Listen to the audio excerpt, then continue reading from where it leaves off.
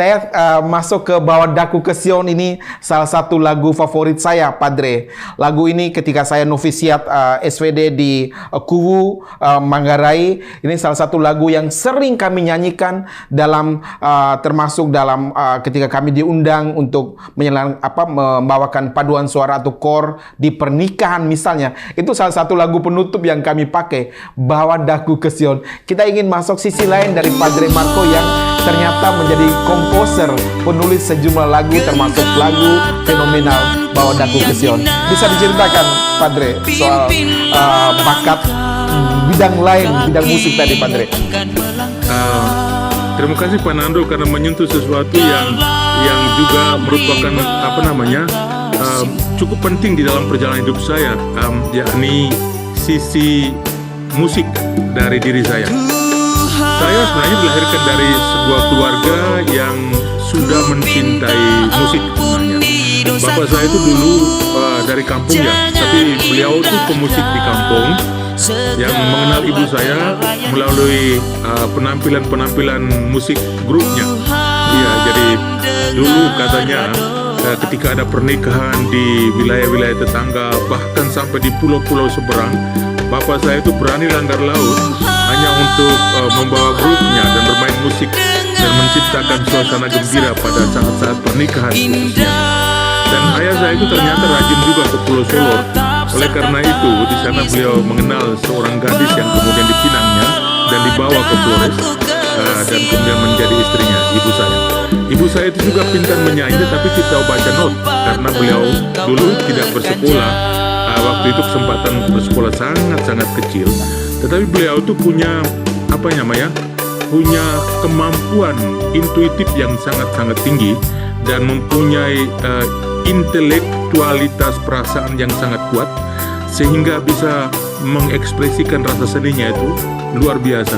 Dan itu menginspirasi saya sehingga sudah sejak kecil saya ingin bernyanyi, senang bernyanyi, sampai ke seminari Wokeng juga aktif di bidang musik dengan teman-teman, juga menjadi dirigen juga untuk sedikit waktu yang diberikan. Kemudian bakat musik itu juga mulai berkembang alamiah ya.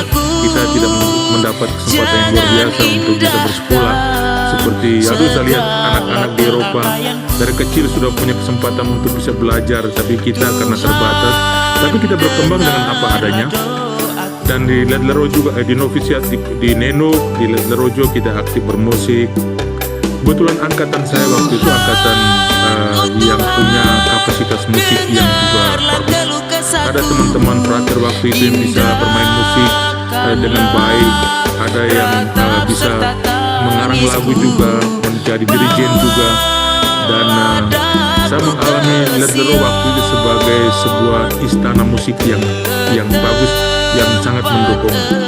Nah, di tingkat 3 ini, tanpa ada sebuah maksud yang besar, tiba-tiba timbul sebuah keinginan untuk menulis sebuah lagu yang saya persembahkan nanti kalau diterima untuk tanggungan Jalan Salib di Seminari Tinggi Ledlerojo yang ditanggung oleh angkatan saya waktu itu.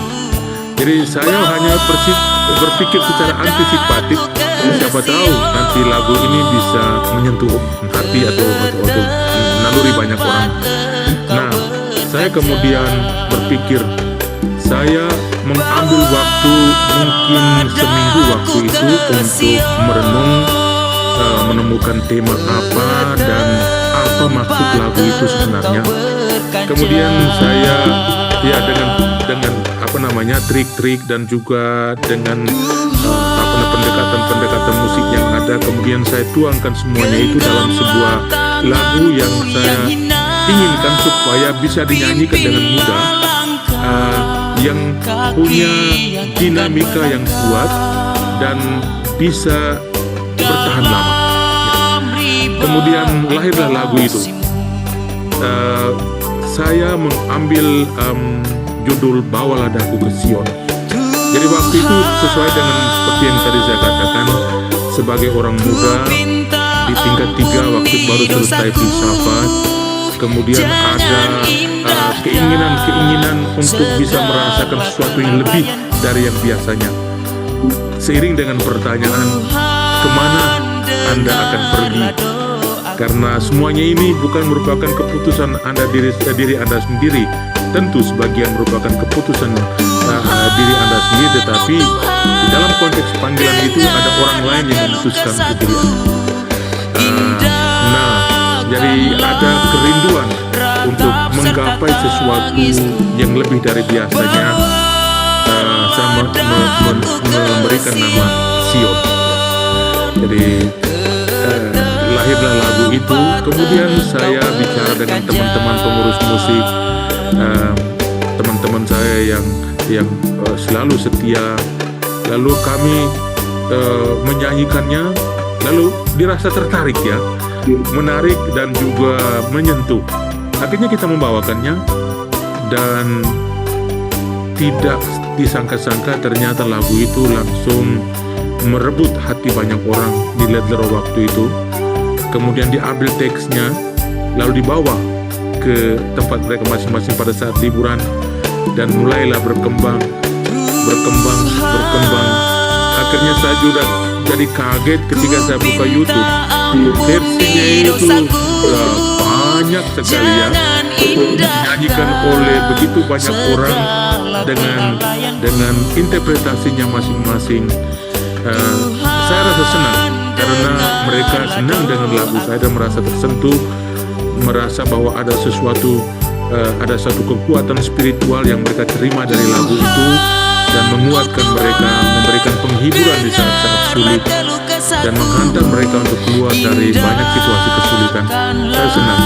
Dan lagu itu sebenarnya tujuan saya itu bukan untuk situasi-situasi duka. Awalnya itu orang nyanyikan di berbagai kesempatan, mulai dari setelah komuni atau di masa-masa sendiri atau kesempatan lomba-lomba. Kemudian mulai bergeser dibawa ke wilayah-wilayah duka. Jadi sekarang juga banyak orang sudah mulai menggunakannya pada saat-saat duka. Tetapi saya tidak mau melarang atau mengoreksi untuk mengatakan lagu ini asalnya itu bukan demikian. Tetapi kalau orang yang mendengarnya merasa itu cocok untuk situasinya, silakan. Jadi konsep the death of author ya, si penulis telah selesai, biarkanlah para masyarakat yang menginterpretasikan masing-masing ya Pak. Dan bawa daku ke Sion, dan kemudian Pater dalam 17 tahun terakhir ini Sion yang lain adalah Sion Roma.